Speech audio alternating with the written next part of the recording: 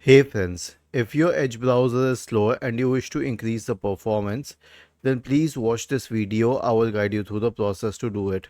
So open Microsoft Edge, click on these three dots at the top right corner, select history, click on the bin symbol, change the time range to all time and select clear now. Click on these three dots, select extensions, manage extensions and remove all the extensions. Okay. Then click on these three dots, select help and feedback, select Microsoft Edge and then let it check for updates. When it checks for updates and updates it to the latest version, that would be very helpful. Lastly, click on these three dots at the top right corner, then select settings, go to reset settings on the list on the left hand side, restore settings to their default value and then reset it. Was this helpful? If yes, then please subscribe to the channel. If not, then let us know in the comment section of the video on how we could help you further. Thank you for watching this video and have a nice day.